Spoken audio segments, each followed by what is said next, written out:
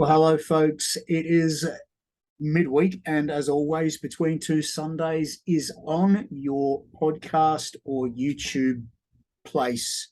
Well, there's only one place for YouTube videos, isn't there? Of choice. Mark Beresford is with me. Good to see you, Mark. That way, about 900 Ks, and Mark G is sitting right here saying hi. Hi.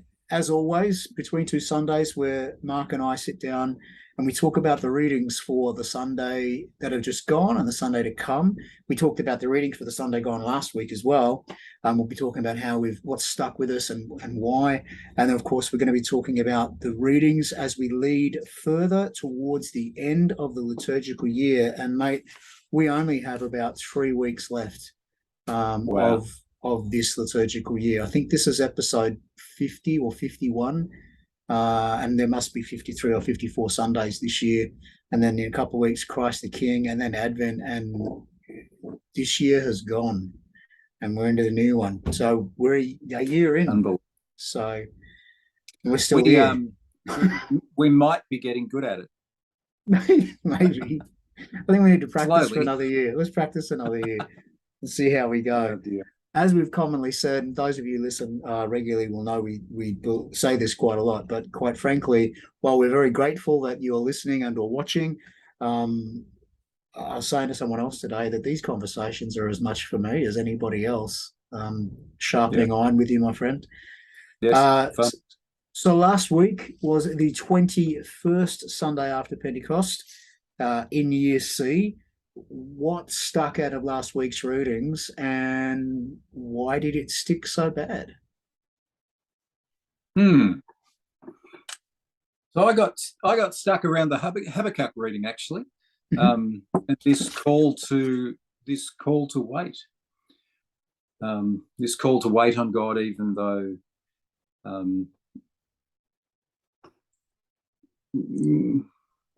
there's a testing of the patience here.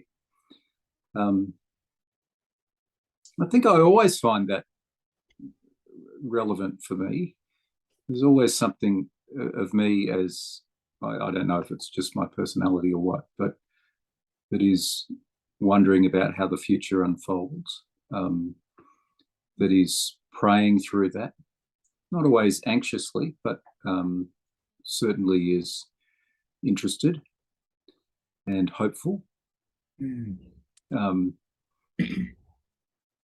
I just found it really helpful to be reminded God is not slow. God is not doing anything. That God knows what is unfolding, and it's my job to be surprised by that as it happens. To be patient enough to be waiting attentively rather than distracted by what I would like. And I guess I've linked it with, the idea that prayer changes us, not God. That as we come to God with those impatient things we would like to happen quickly, actually, maybe the miracle is God changing us. Yeah. So I think this has kind of informed my prayer life a little bit, and just reminded me to just be patient as whatever God is doing grows. Not always easy. And there's and the other thing that I found inherent here is a sense of expectation. We don't wait unless we expect change and intervention. Which is gonna. I wonder if this is going to interact interestingly with the Old Testament reading for this week, actually, when we get to it, because there is a call to work while God is working in that one as well. So it's not a passive waiting. No, that's a really good point. And let's talk about that when we get to the reading this week. Sorry, I'm not pretending you have not thought about the readings this week. No. Off you go. in fact, no, but it's a really important point. And I'm glad that you picked that out of the reading. I haven't. So, no, that's good. Well, But that's it's good. I'm glad I've been able to contribute. no, I'll go. absolutely. You feel good. You can go home now. But no, seriously, because it's one of the things that I mean, and you've heard this too. As a pastor, Yep. you often get asked about, I want to jump in, I want to get serving, I want to do this, I want to do that, Yes. and that whole question of, well, if the signal is to wait, then what do you do? As you know, one of my favorite stories is the end of John's Gospel, where the disciples are waiting, and there's that little moment when they're sitting around waiting, and Peter goes, "I'm going fishing. Who's coming?" And it wasn't that he was sick of waiting. It was more a case of, is there something I can do that's constructive while I'm waiting?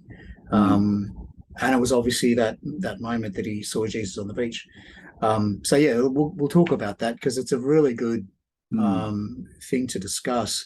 I was in the gospel still in Luke 19, and I got actually started. I don't know if we talked about this verse last week, verse 7, where after Jesus had called Zacchaeus to come down and Zacchaeus came down, all who saw it began to grumble and said, "He has gone to be a guest of one who is a sinner."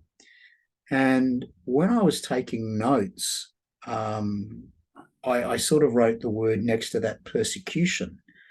And I know I think there are a lot of religious people in the world, in particular Christians, who will cry persecution, but I don't think they really know what persecution is or means, particularly if you live in the West.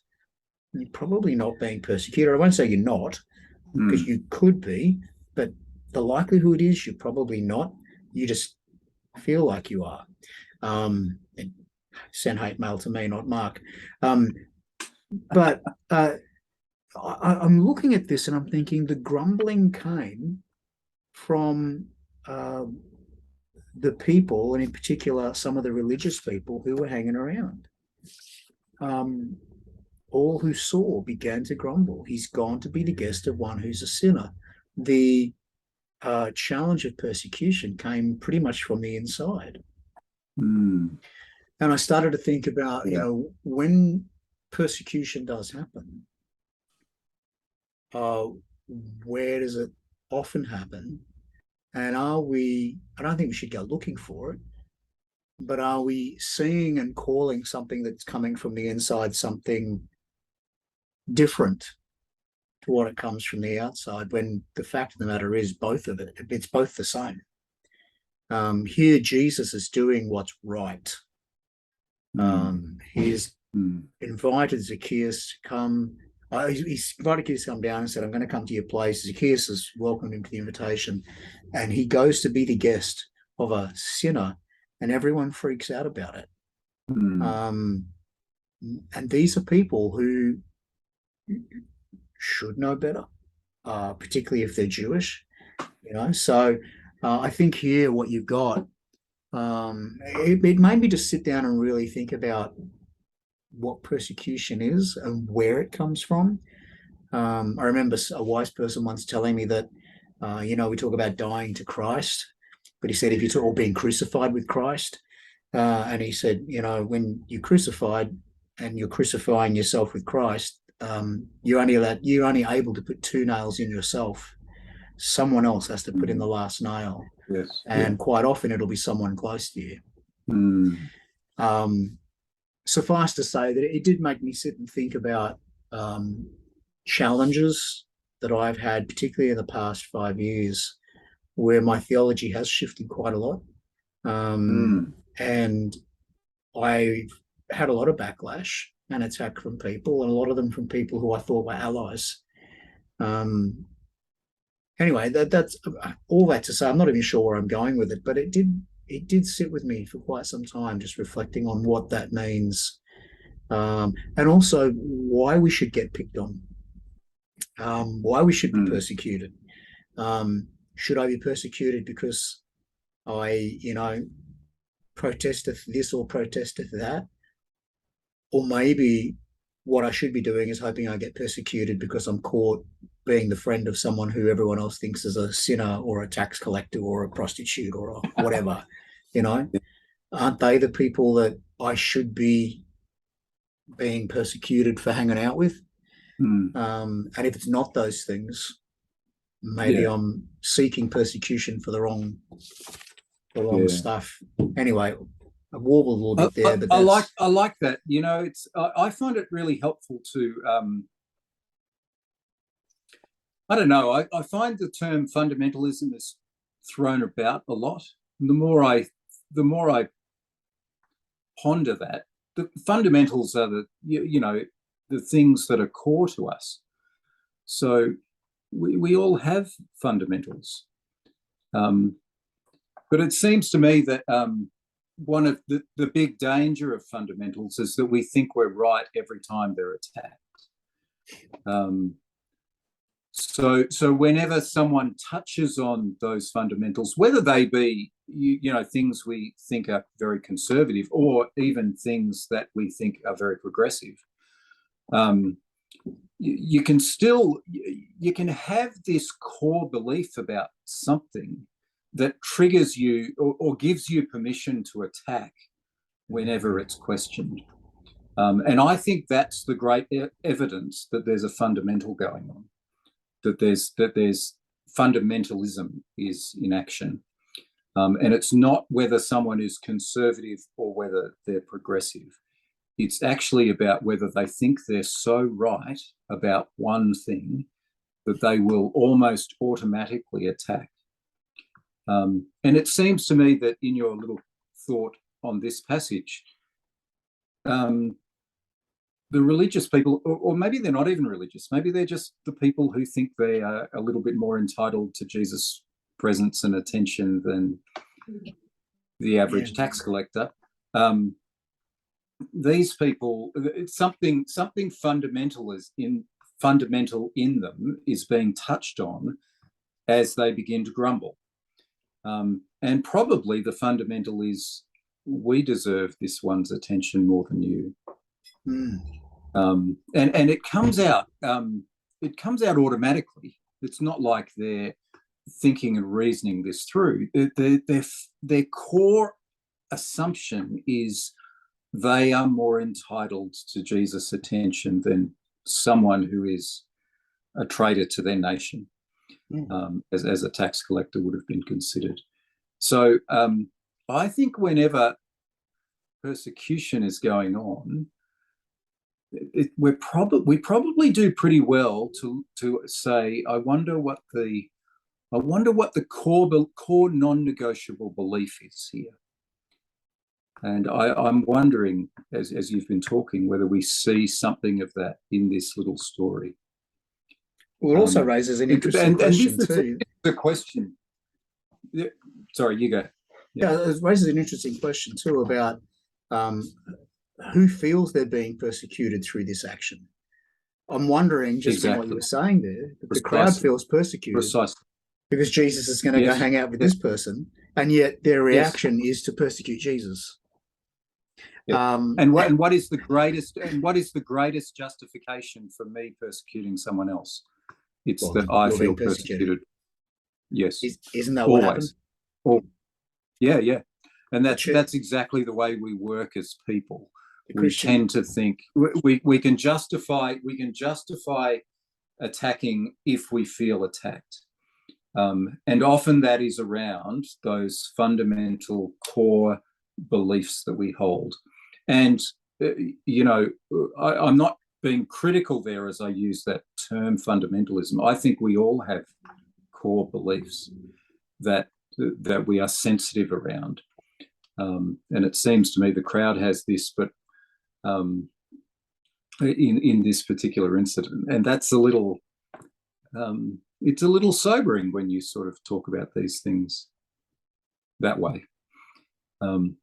We're much better at wanting to see what deserves persecution in others than actually see those fundamentals that are triggers to ourselves. Well, there's a very clear historical event on this where the church gets persecuted. The church gets in bed with the state, and the first thing the church does is turns around and persecutes others. Yes, yes, yes. Instead of it's a defending of a fundamental. It's a defending of a core belief that I now have rights. It really does. It really does alarm me sometimes when I hear, and I don't hear this a lot in the circles I move in, but when I hear of people promoting the idea that the church, even here in Australia, is being persecuted by government or values, or this is kind of touching on those kind of things that say we can justify an attack. We can justify attacking another because we feel persecuted first. Exactly. Well, if you missed that episode, 21st Sunday after Pentecost was last week. This week, the 22nd Sunday after Pentecost, and this week's readings are from Haggai chapter 1, verse 15b to chapter 2, verse 9. There is a selection of Psalms this Sunday, Psalm 145 or Psalm 98. For tonight's episode, we're going to focus on Psalm 98. 2 Thessalonians chapter 2, verses 1 to 5 and verse 13 to 17. And then Luke chapter 20, verse 27 through to 38. Of course, all of those links and references you'll find down below if you're watching on YouTube, or in the show notes if you're listening on Spotify, Apple, Google, or wherever else you get the podcast from. What order would you want to go this week, mate? I think last week we started with the gospel. What do you want to do this week? You want to start from the top?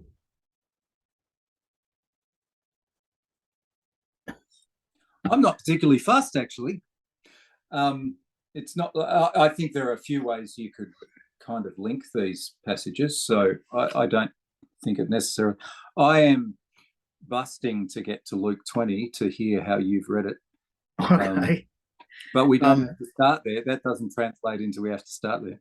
Let's start with Haggai, because I'm intrigued about what you raised before in the intro. It just seems like a good place to go and continue that part of the conversation here this week. So why don't you jump in, mate, and we'll go from there. So here's how I've read the Haggai passage.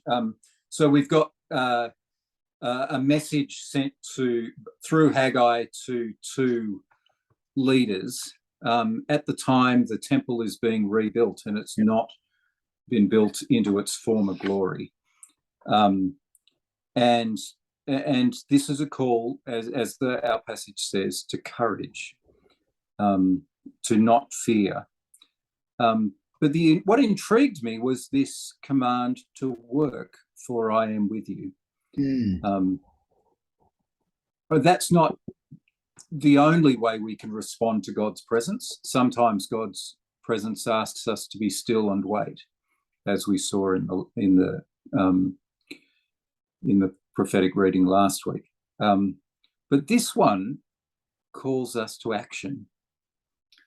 But then the passage goes on and tells us all the things God is doing, or the works God is doing. So I will shake the heavens and the earth. I will shake all the nations. I will fill this house with splendor. The silver is mine, the gold is mine. The latter splendor of this house shall be greater than the former. I will give prosperity. This combination of it's like there's this extraordinary articulation of all that God is going to do, and it's massively beyond the capacity even of this entire nation, let alone the individuals who this prophecy might be being spoken to. This is like an invitation for an ant to contribute to the work of an elephant. It's that kind of absurd. There's a so you got this really innocent little line, "Work, for I am with you," and then this massive description of all that God is doing. It's like there's just this crazy invitation from God to us. I'd rather do this with you. I can do it easy on my own, but I'd rather do it with you. So there's this invitation for us to contribute to the work of God. And I think this is very beautiful. I think it's quite stunning, actually, that God is rocking, shaking is the language here, shaking the heavens and the earth, and God wants us to contribute to what God is doing. Yeah, I felt there was a couple of callbacks in this. Callback being, stand-up comedy terminology coming through. Callbacks when you tell a joke at the top of the show, somewhere in the start of the show, and then you keep calling back to that joke somehow. And I think there's some callbacks in here. Yes. So of course, yeah, as you mentioned, we've got Zerubbabel and we've got Joshua, the high priest. Zerubbabel is the governor of Judea, and these guys are in the first wave of the people going back to rebuild the temple. And as you say, it's nowhere near being rebuilt because these guys have just sort of got back. And obviously they're looking around going, what the hang, this is a mess. Is this ever going to happen? And so there's a real strong encouragement here. But that word, take courage, O Joshua. I suddenly, and it's not the same Joshua, but I suddenly had these throwbacks to the words of Joshua when he crossed the river. And God said, take courage. And then that idea that work, for I am with you, and that contributing to the work together felt like a callback to Eden. When God says to the first man and the first women, I've made this garden, I'm putting you in there to till it and to protect it. Work with me in helping this beautiful thing continue to be beautiful. I was interested in some of the words in the second part, though, and wondered whether I'd love to know why the translators of the NRSV, which is what we pull off when we get it from the Vanderbilt lectionary. But I had a look into some other versions and checked out the Hebrew too. I love this word shake, but interesting that when God's shaking, so that the treasure of all the nations shall come, that word for treasure is actually kemda, which means desire or delight. So really the delight or the desired of all the nations will come. And I had this image of God, when you got some fruit up the tree, you just can't quite reach it. So you find a branch that's a bit loose and you give it a good shake and hope that the orange or the mandarin or whatever will fall out of the tree. I had that sort of image in my head, that there's this things that are desired in the tree, and to get at them, God's going to shake so they come down. And it's not to take or steal from other things, but it's to bring forth that which is beautiful. And in my heart, I just felt that includes people. So there's this idea I see here that as they're rebuilding this temple, that God's going to bring all this goodness, and a part of that goodness is people who will come and be a part of this thing that they're building with them, not just while it's being rebuilt, but afterwards. And this community of the desired, and technically that's everything and everyone, that it will come together, that God's going to bring that around, this splendor, or the word that in the Hebrew is glory, kabod. But the one that really got me was in the last verse. The latter splendor of this house shall be greater than the former, says the Lord of hosts, and in this place I will give prosperity. That word that's been translated as prosperity in the NRSV, in the Hebrew is shalom.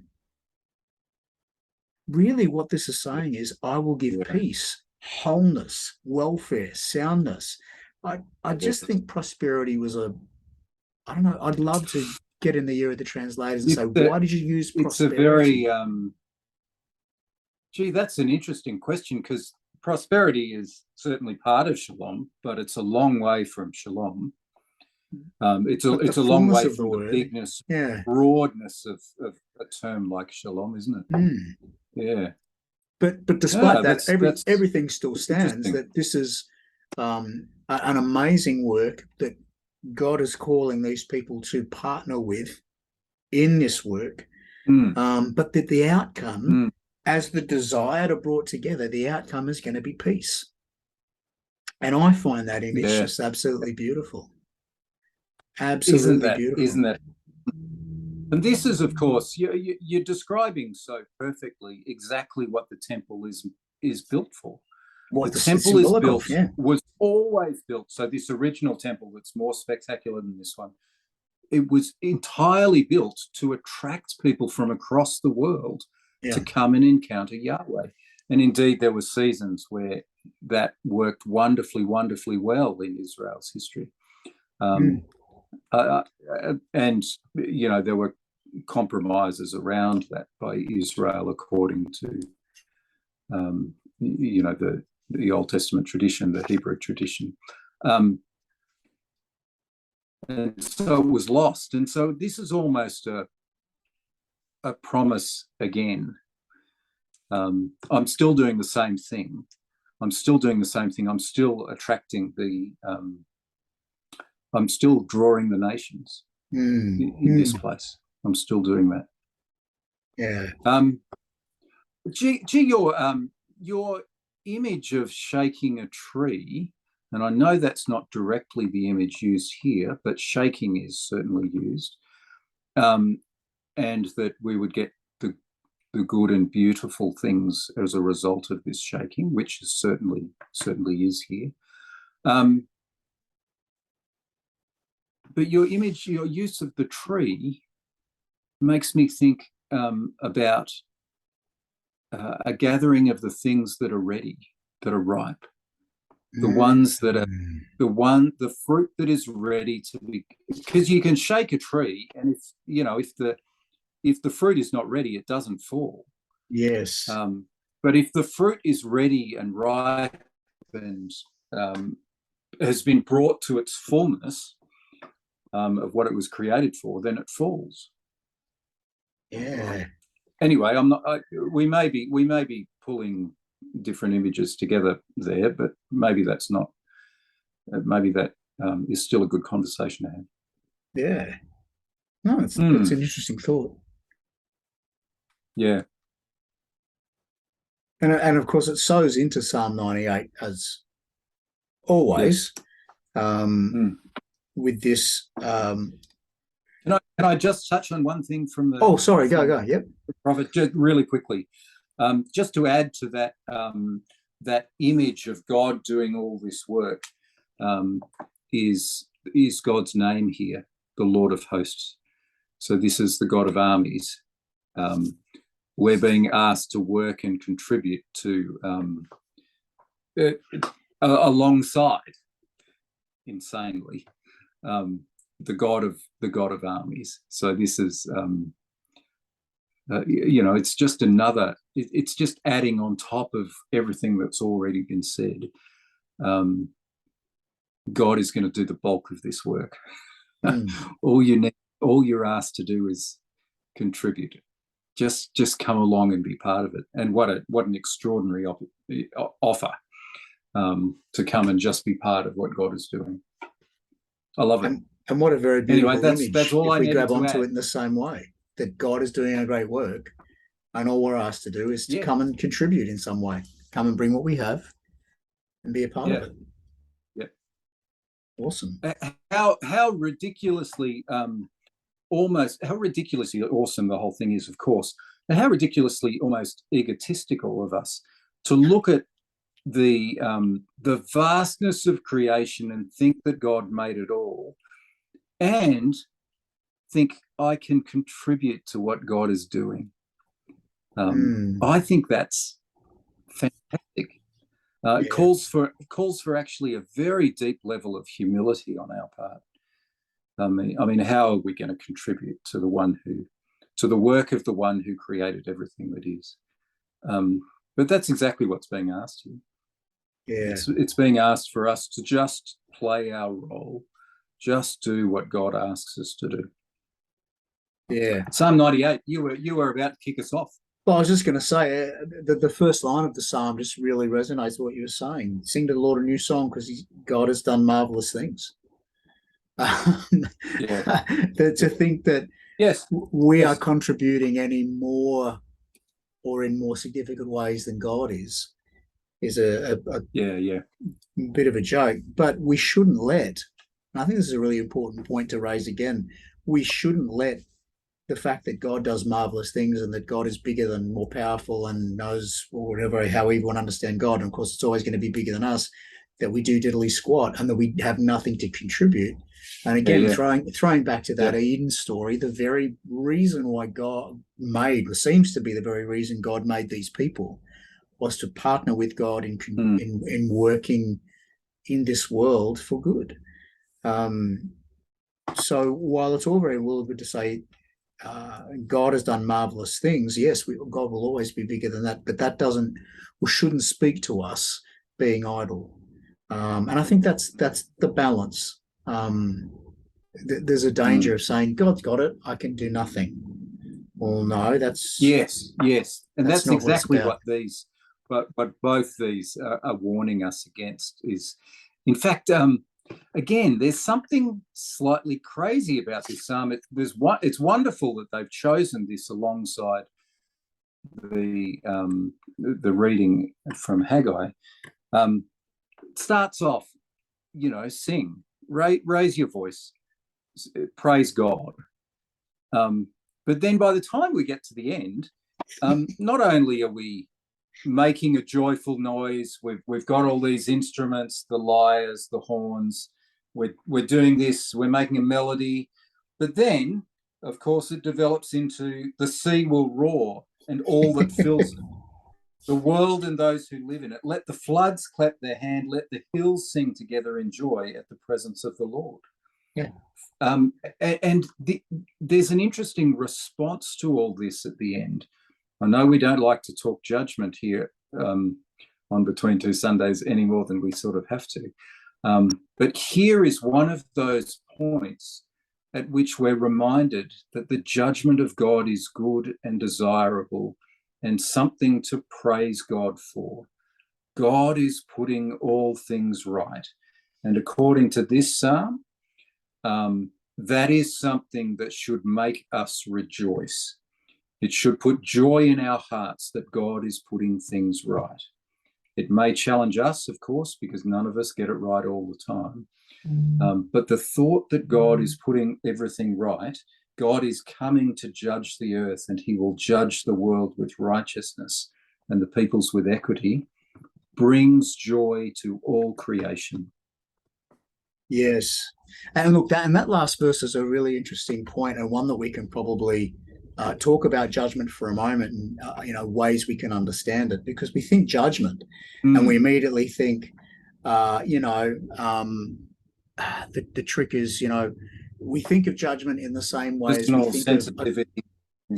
we think of a court case. We think of a courtroom.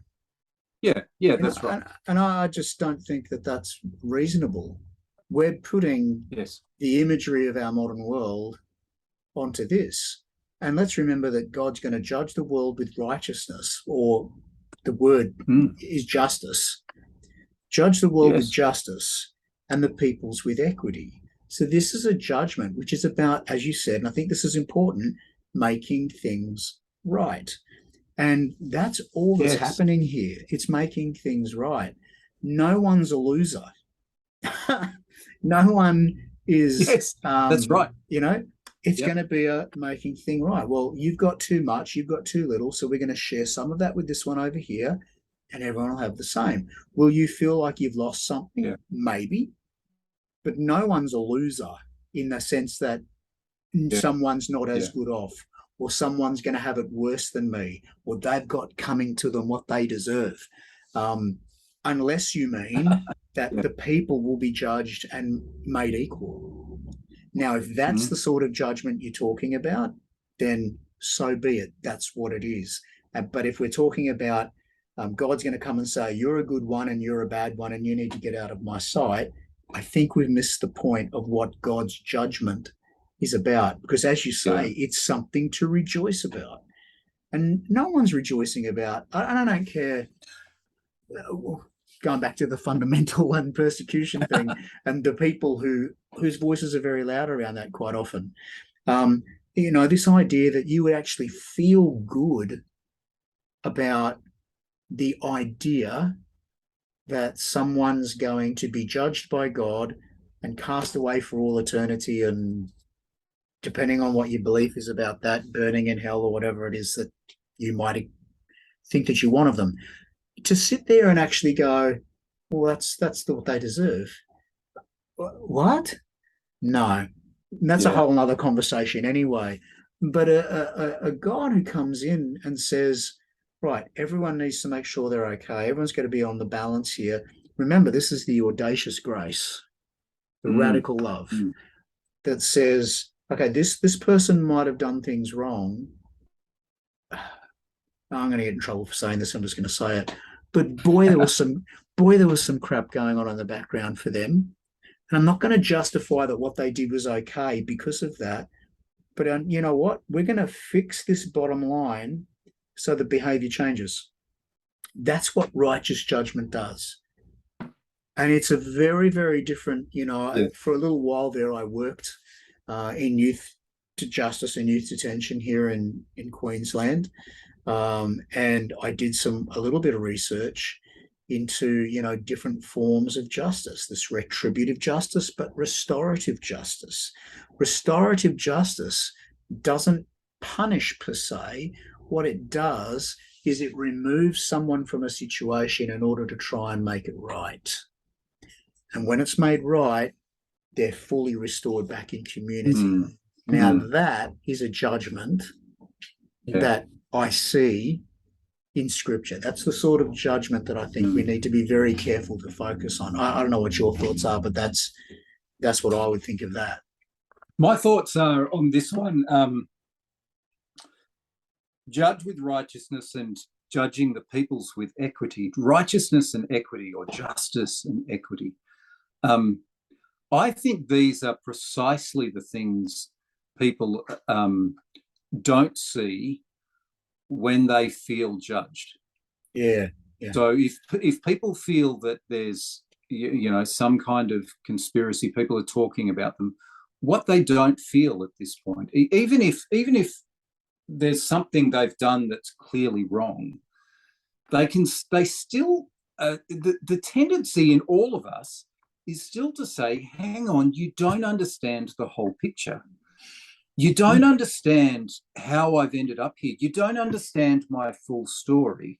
You don't understand what happened to me when I was a kid. You're looking at me and you're judging on, and you're critiquing me on only part of the picture. And this is the great celebration that's going on here, because the only one with the entire picture is going to judge justly and equitably. This is the one who can look at any of us and say, I know the whole story. Yes.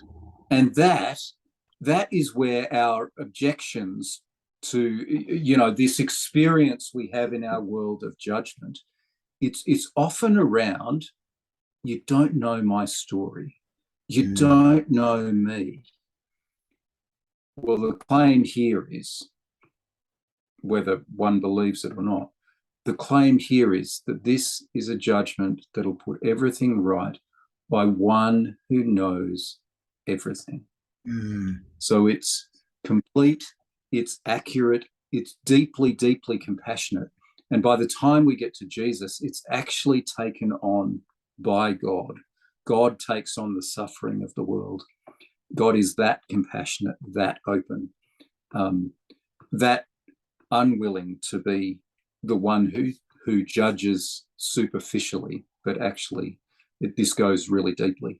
And according to this psalm, all of creation celebrates it. Yeah.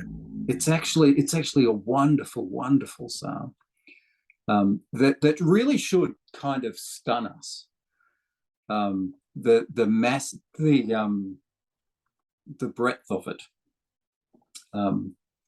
the call for us to sing, from the tiny little corner of our earth that we happen to be occupying in the minute, and to expect all creation to be joining with us, because this is the one who can do what we cry out for. This is the one who can do justice. Yeah. Who can actually make everything right. And that should give us the courage and the ability and the hope, I suppose, and the security to, back to Haggai, going about doing what we're meant to do and trust that God's got everything else under control and is doing significantly more than we can imagine. Yes. Which I could not do ministry if I didn't believe that. Yeah. If I only believed God was doing the things I saw God doing, I would have given up a long, long, long, long time ago. But I fundamentally don't believe that. I completely believe on every level that God, and I tell myself this almost every day as I go and have the little conversations I end up into, as I go and do the things I do with the Eagles and all of this kind of stuff. I fundamentally believe, that's a bad word for me to use in this one, but deep down, I believe that God is doing far more than I see. Yeah. And so it's worth working. So it's worth being part of this. And it whenever I find a glimpse of what God's doing, I say, not only thanks for that, I'm not only grateful for that, but I say to myself, this is one of those rare moments where you've got to see it. But this is going on all the time. God is working this graciously, this miraculously and generously, all the time. We're just privileged every now and again to catch a glimpse of it. And while that's going on, we can get focused on what we're supposed to be doing, which is really the theme of what Paul writes to the Thessalonians in this reading. Now, I know it starts off talking about, this idea of,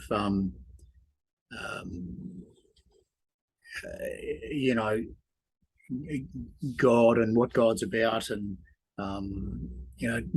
don't be the day of the Lord being here, and don't let people deceive you and rah. But down at verse 15, towards the end of the reading, Paul writes, "So then, brothers and sisters, stand firm and hold fast to the traditions you were taught by us, either by word or by our letter." In other words, don't be distracted from what you should be focused on. This is not, and again, I've heard this preached, that the traditions are the things that the traditions are the things which dictate this stuff. So where Paul says, as to the coming of our Lord Jesus Christ and our being gathered together to him, we beg you, brothers and sisters, not to be quickly shaken in mind or alarmed, either by spirit or word or by letter, as though from us the effect of the day of the Lord is already here. Let no one deceive you in any way. I've heard verse 15, that's from the start of the reading, by the way. I've heard verse 15 being preached as, it's our traditions which speak to that and dictate that and control that. But that's not what is being said here, I don't think. I think what Paul's saying here is that you're going to have this idea about this, and people will be saying this and telling you to do that and telling you over here. But to use your words from before in the positive light, there's some fundamentals. Stick to what I've given you to do. Yep.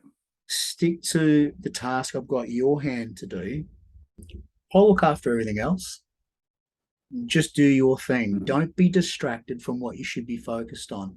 And the thing that's important here is that I've also heard a lot of people say what those traditions are.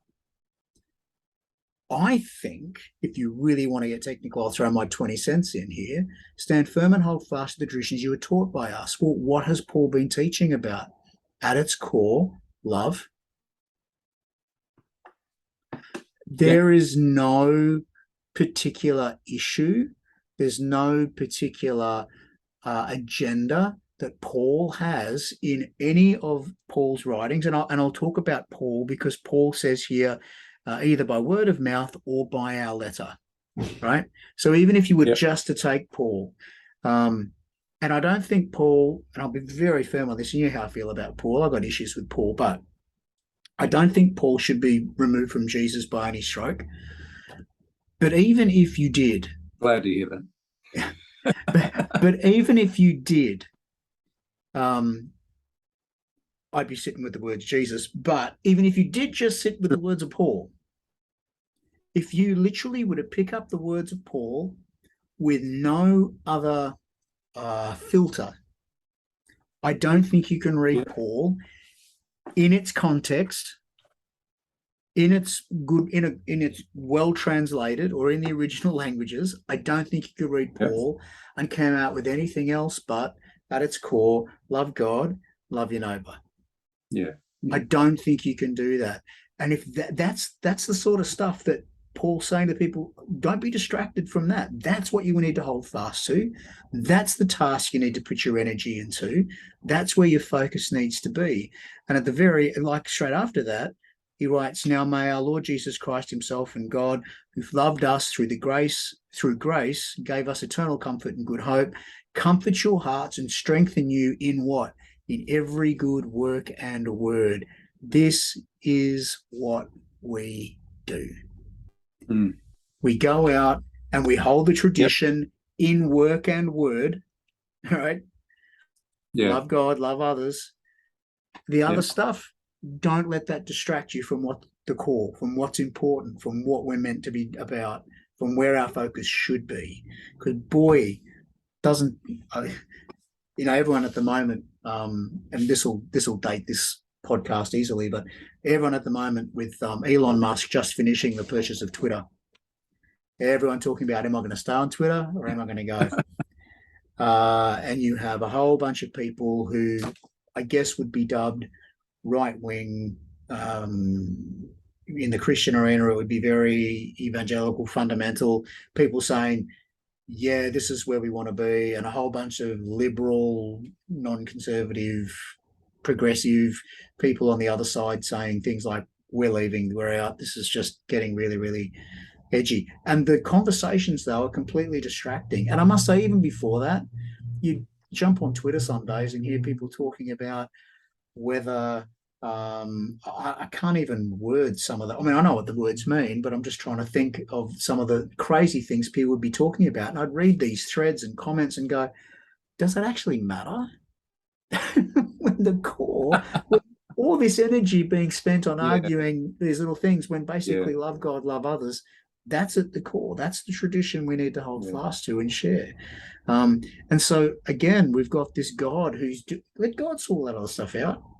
Do what you know to do, contribute to the work of God in the world, and see beautiful things happen. Paul is continuing that message right here in this reading. Wouldn't it be extraordinary if we were able, every time we got into a debate or a disagreement, or just when we're in relationship with someone, that we were confident enough in this fundamental to hold to it, that God is love, that God has called us to love. What if we, I don't know, just tried? Kind of, what happens when I hold to that as the center? Jesus said so boldly he's in the middle of the temple, he's turned to the table. What's the most important part of the law? And everything surrounding Jesus at that point says it's sacrifice and offering.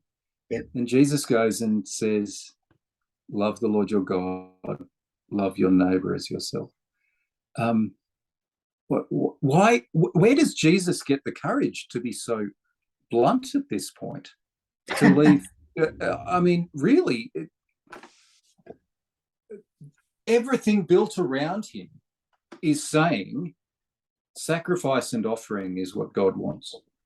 And Jesus goes and says no, and centralizes love. And that guy who, in the story, I forget which gospel it is, but that in the account of that, he turns around to Jesus and says, "You're right. It's not about sacrifice and offering, but to love the Lord your God and to love your neighbor as yourself." I don't understand why Jesus answering so clearly doesn't give us the courage to answer that clearly as well. And I've got to say, the more I read the Gospels, the more I try to follow this Jesus, in some ways, the less I know, but the more I know this. And it's funny because, in the context of our conversation around we all have fundamentals, what if this was our fundamental? Well, I was just going to say, this is kind of the fundamental episode of Between Two Sundays, and the fundamental is I'm sorry, love God, love your neighbor. I've led Between Two Sundays off on a new tangent, and we'll have to find a new audience now. But if these are the fundamentals, I don't think anybody would have a problem with that. But what if the fundamental? What if the fundamental was love? Because you can't get angry and attack when someone attacks it. What do you mean? What if? You can only love back. To be consistent, you can only love back, which is exactly what Jesus asked us to do, isn't it? Love your enemies. You can only actually do that if love is so central that it's more important than the offence that's been caused by someone attacking, the very core of what I believe. But that's going to happen. That it's going to happen. But what if the point at which we were triggered was actually the point, was actually calling us to love even in the face of persecution, misunderstanding, other fundamentals. You mean like lesser the cross? Exactly. I'm talking following Jesus here, Mark. Really? Yeah. Can't you hear it? Oh, look, there was a tweet today which said something about, the world needs to hear Christianity, and I responded by saying, no, it doesn't, needs to hear Jesus. Like it. Yeah, and that's so true. Love. Yeah. Love. One who does not love does not know God, for God is love. That's it. Which I guess in some ways introduces us to this interesting reading in Luke 20. Now, of course, this is the gospel story where a whole bunch of Sadducees who don't believe in resurrection decide to do a bit of a gotcha question with Jesus about using the Jewish law and tradition at the time, where a woman was, if she was childless when her husband died, then one of the brothers would marry her so that she could bear a child, which would be known as the child of the deceased man, not as the child of the man who sired the child, if that makes sense. Yeah. This is the situation in their story where a man marries a woman and he dies and she's childless, and so the next brother steps up to marry her and he dies before they have a child, and so on goes through 7 children, and then he dies and then she dies, and they say, so in the resurrection, which one will have her as the wife? And of course, this is a group of people who don't believe in the resurrection. So you might, it's not a question that they're actually legitimately asking. They're coming in for an argument. They're coming in to prove a point, and they're going to do it in the most ridiculous way possible. by having this crazy story and trying to say to Jesus, do you see how silly it is that there is resurrection? Yeah. And Jesus responds by saying that, and it's interesting, he says, those who belong to this age marry and are given in marriage. But those who are considered worthy of a place in that age in the resurrection from the dead neither marry nor are given in marriage. Now, you might read that and think that Jesus is talking about, haha, you guys aren't dead, resurrection's real. I don't think this story is about resurrection, or this response is about resurrection. I think this response is about states of being. Bear with me. So the Sadducees question is posted as a gotcha, and pretty much tells them that their question suggests is they don't understand the state of being in resurrection. Being children of the resurrection is the question. Not being children. They don't understand the state of being. Yes. At resurrection. Let me explain what I mean now. So people often ask me, do you believe in resurrection? And I respond with, or they say to me, well, what is resurrection? Is it body? Is it spirit, etc.? And we've talked a little about this on the show previously. I often start off by saying, look, I don't know, I've never been there. And I'm not stupid enough to think that I've got all the answers, or I'm so certain about it, because I've never actually done it. So I don't know. But here's what I think I do know and can say. Your body is essentially eternal, right? It's immortal. You're made up of atoms, right? This is science here, but you're made up of atoms, and when you die, those atoms will continue to be. They might slightly change shape. They will certainly, if they don't move to something else and go to something else and take form and part of something else, they just no longer will be your body. Now, this is the science. And while, yes, I know some scientists out there might argue, but hang on, atoms eventually die. But the state of the length of time that atoms, the last atoms will die out, the longest living atoms, the universe will have expanded and contracted and whatever it is, and will all have been gone a long time before that happens. So in that sense, in terms of states of physical being in the world, atoms are immortal. So technically your body is immortal. It just won't exist as this body forever. Okay, so that's the science. Then we have Jesus' resurrection, and Jesus' bodily resurrection. If you think that the body of Jesus' resurrection was identical to the original, then you might be a little bit mistaken. If you go back and read the accounts of Jesus' resurrection carefully, this was a body that, according to the Gospels, walked through walls. It traveled in space-time without moving the distance between 2 points. It could be touched. It carried scars. It wasn't immediately identified by the people who were the closest to him. In other words, if bodily resurrection is a thing, what the heck is this body that we end up with? Because it doesn't sound anything like the body that Jesus, it doesn't sound like Jesus' resurrection body was like his other body. Because Jesus wasn't walking through walls and all sorts of other stuff before the resurrection, right? So, and yet recognizable, and yet well, it wasn't recognized and then recognized. He was unrecognized quite often in his resurrected state. 2 of his disciples walked the road with him. Yes, I understand. And didn't recognize him at all. And it took him breaking bread for them to go, Mary goes, are you the gardener? Yeah. This is one of his closest disciples going, are you the gardener? Come on. So, but obviously later on, he's recognized. So what I'm saying, though, is you could get into the semantics of it. The fact of the matter is, resurrection body ain't this. It ain't this. It's something else. It has to be.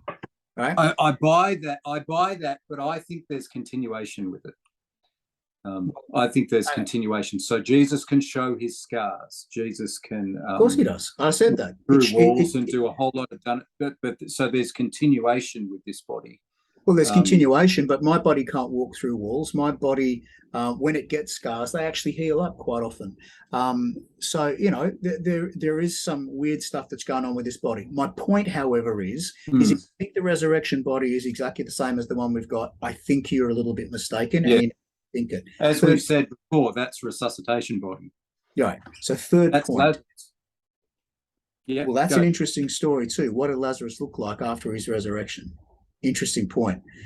Or was he resuscitated? Anyway. I think he was resuscitated. Third point. In this passage, Jesus, in referring to the fact that the dead are raised, points to Moses speaking about the God of Abraham, Isaac, and Jacob, pointing out that God is the God of the living, not the dead, right? So again, if all who have been died are resurrected, right? Where right now are the dead, and how do they exist? Because we're talking the time of Moses at the burning bush. Jesus referring to that moment when he says, "Who are you?" He says, "I am the God of Abraham, Isaac, and Jacob, who are dead physically," right? But Jesus says that this is evidence that there's resurrection, because God is not God of the dead, but the living. For to him, all of them are alive. So I'm actually not going anywhere with an answer with this. What I'm saying is, if you think this is all about, are we going to be resurrected when we die or not, I think you've missed the point of Jesus' response. What Jesus is actually asking them is to think about states of being, because that's where they have misunderstood resurrection. They've thought, my body dies, my body comes up. Her body dies, her body comes up. But hey, someone else is resurrected. Whose wife is she? I don't think the states of being, I think what Jesus is saying to these people here, the state of how you be at resurrection, you will be marriage will be irrelevant. And I don't think he's talking about I remember when someone preaching on this many, many years ago saying, because we'll be in there in glory and we'll be singing praises to God all day long. By the way, I can't think of anything more boring, particularly if it's current praise music. And I'm a musician saying that, right? So you want to be singing praises to God look, and I've said that to people, and I've said, oh, well, you're not going to enjoy heaven very much. Anyway, by the way, I don't think heaven's like that. Anyway, I think what Jesus is saying here is that you've missed the point about what it means to be resurrected in God. If Abraham, Isaac, and Jacob are alive at the time of Moses, then how do they exist? That is what Jesus is asking us to think about, and he doesn't give an answer to the question. And I think that is very, very important. But he does. There is an important answer given. There's an important answer given here, or important direction. Can we come back to that in a second? Can I just finish this off? This is really important. So where the dead are and how they exist, because he points to Isaac and Jacob to do that, right? Pointing out God is God of the living, not the dead. So again, all who have died are resurrected. Where right now are the dead, and how do they exist? Are they where God is? Because if so, God is here. All right? Just hold that note in your head for a moment. I'm going to fill you with stuff. It's going to explode, but that's okay. Well, they're in heaven then. The kingdom of heaven is here. They're in hell. I don't think that's something that Jesus spoke about. It wasn't that's a us construct based on Dante more than anything else. Well, resurrection comes later. Well, Abraham, Isaac, and Jacob, are they resurrected or not? If it comes later. This passage has nothing to do with what happens after we die, and everything to do with what should occupy us while we are alive. We don't know anything about the afterlife, but what we can, hang on. we don't know anything about the afterlife. So what can we know about? Oh, sorry, we don't know. I'm just quoting Confucius here. That's why I'm confused. We don't know anything about life. So what can we know about death? I love that quote. We don't know anything about life. We haven't even started to embrace the kind of life that God wants us to live. And I think this is what Jesus is trying to tell these people here.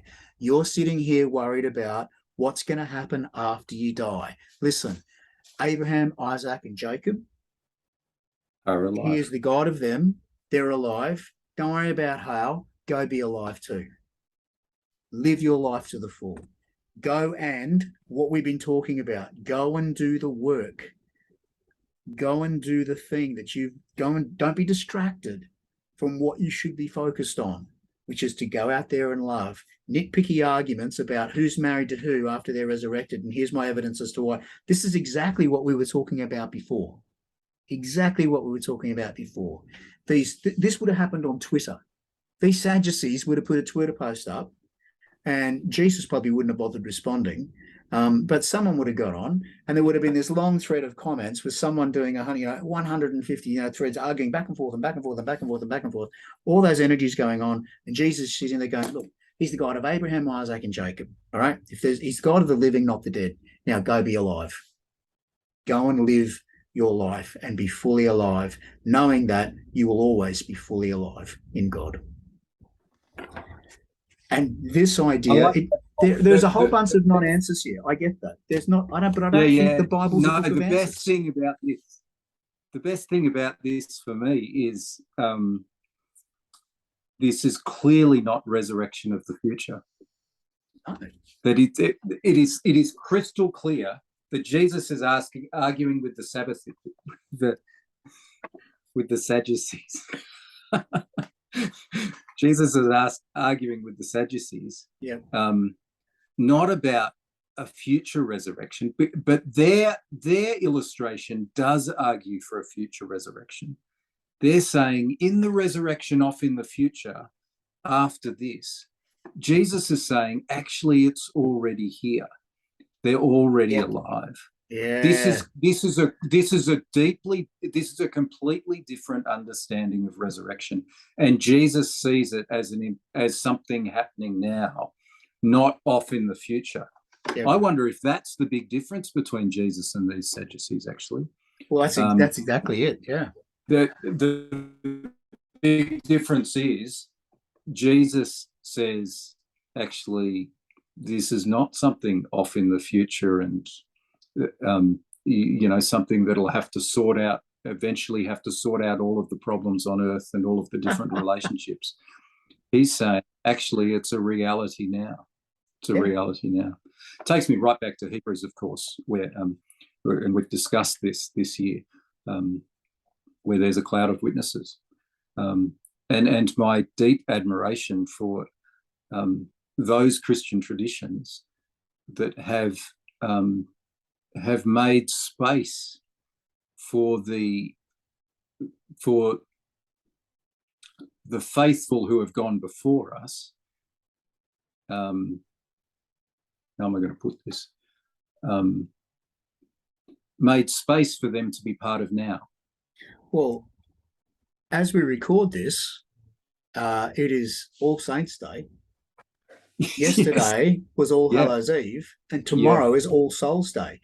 We do have in our Christian tradition 3 days that are set aside for that festival. We so rarely know what to do with this stuff, though. It's one thing to put it in our and this is where I find myself genuinely drawn into a lot of the Catholic traditions that say, actually, I'm not praying to the saints, but I'm praying through them.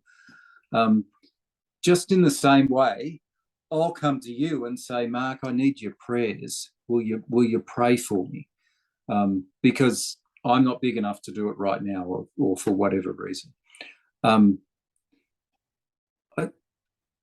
don't know if I can work out all the details of that, but I love those traditions have taken that reality, the reality of All Saints and All Souls Day, and said, we can live this out. Yeah.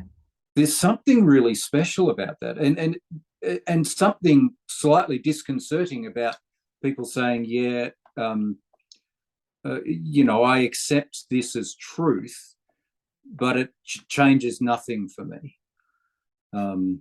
It doesn't change the way I think about the world.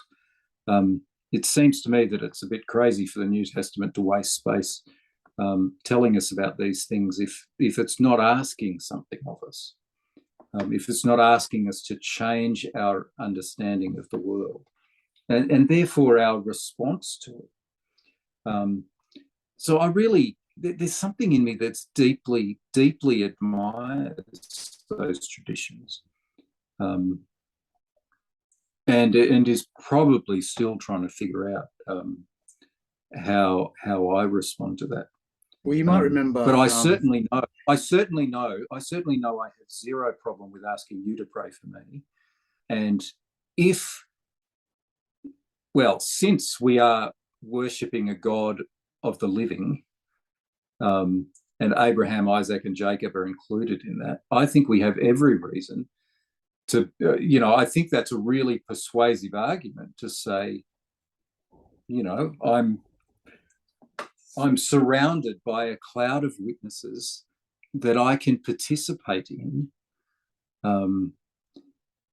in learning to live the faith. I love that. There's that word participation again. It's come up a lot today. But I mean, you might remember, I think this is almost the same time when we talked about Hebrews 11. You might remember that story I told you of that abbot who shared with me. Yes. About how, I was with someone else who was a little bit hard on him about, what's this with you Catholics praying to saints and yada, yada, yada. And he said, well, we don't pray to saints. We don't even pray to Mary. We ask them to pray for us. Yeah. And when that was questioned, he used that passage, about the great cloud of witnesses and said, do you believe this is true? He says, yeah. He said, well, if you went to church, would you ask your mate to pray for you? Of course. Well, why wouldn't you ask these people to pray for you as well? Look at that, Mark. Abbots are saying the same thing as me. This is awesome.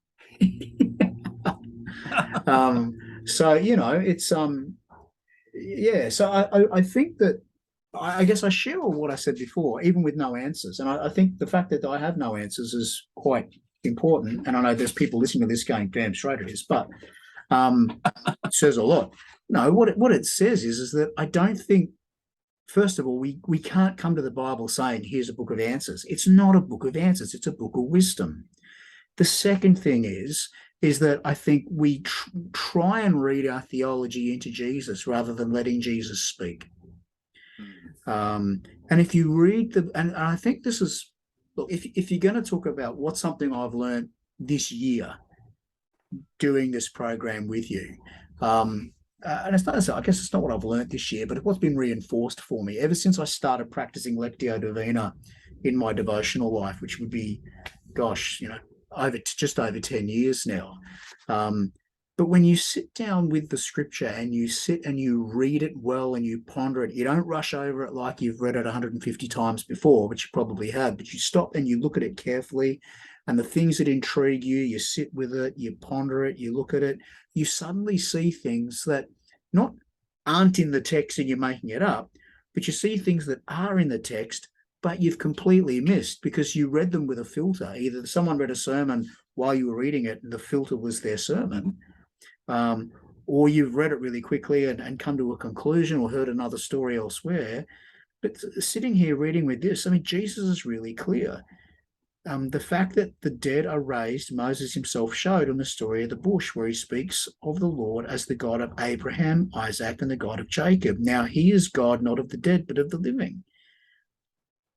So when you read that carefully, Jesus doesn't even hit on their argument. All he says is marriage is not the issue, and it's not going to be an issue. So he doesn't even try and defend himself and his position with their argument. He basically says, you're thinking of things in a completely different way to what you should be thinking about them. And this should speak volumes to us, because I've had people say to me, well, if the resurrection's not in bodily form, then what's the point of Jesus? I'm like, well, what if there's something better? And Well, what, this is as what you've pointed out, it's actually not a future event, it's a now event. How should that it's a change the way we bodily, live? yeah, How yeah. should that change the way we live? So the readings this week are very, very focused, I think, on focusing on the things that we're supposed to be about, that there's a work for us to do, and we let God manage the other stuff. That you know, that while we're praising, God is still doing the right thing with righteousness and equity, justice and equity. That we don't get distracted by the things that pull us away from that core business, those core traditions, those core fundamentals, as we've called them today, which we've boiled it down to love, pretty much. And that when arguments about things like resurrection come up, sure, it's fun to sit around and ponder them, but if we're allowing that to dictate or take away from the fact what we're supposed to be doing while we're living, this is the sort of stuff where a lot of people who are atheist, rightly so, will say things like, well, this is just fire insurance stuff, you know. But it's not. Christianity's not about fire insurance.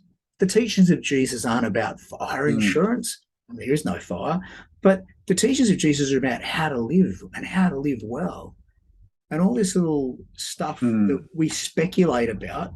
In a sense, there's nothing wrong with that. Good dinner party conversation and banter, but when we let it consume us to the point where we forget love, I think there's a huge problem. When it becomes our fundamental, which is precisely what's happened here to the Sadducees. This has become their fundamental. The definition of who I am, I do not believe in the resurrection. Luke sets up this to be a discussion about resurrection, doesn't he? Right at the beginning of this passage. Some Sadducees who say there is no resurrection. So that's the only bit of information Luke gives us about the Sadducees. That's his description. It really does set this up to be a conversation that's not about marriage. Yeah. Sets up an expectation that this is what's being addressed here. Yeah. Wow, I think I know what I'm going to be pondering through the week. Yeah, there was a lot of heavy stuff this week, and you'd be mistaken for thinking too heavy. But hey, take some time with the readings, enjoy them. All the links are below for Haggai, chapter 1, verses 15b to chapter 2, verse 9, Psalm 98, 2 Thessalonians chapter 2, verses 1 to 5 and 13 to 17, and Luke 20, verse 27 to 38. As always, share your thoughts with us. Email us at between2sundays@gmail.com. Go to Mark's blog at barefootfollower.life and leave comments on the post there. Jump onto Monk Docs, leave comments, or send me a DM there. Or go to our link tree, the link which will be down there somewhere or in the show notes, and you can use those links to get to those places and a whole bunch of others that we have online. And of course, the links to the readings are below as well, and encourage you to go there, where if you're preaching this Sunday and you're looking for pieces of art or other thoughts that you can use as you prepare to teach from these, there's some wonderful stuff. It's a great resource and well worth your visit. There you go. Well done. Are we done? Thank you, Mark. I'm done. Well and truly. Thank you, folks. Yeah, and please do let us know. This is a thing that we love learning from you and from each other, and we'd love to hear from you as well. So please don't hesitate to drop us a line, even if you disagree. Love to hear the disagree and different thoughts and stuff like that. So until next week, this has been Between Two Sundays. Thanks, Mark. Thank you, Mark. And we'll see you all next week. Bye for now. Yeah. Bye.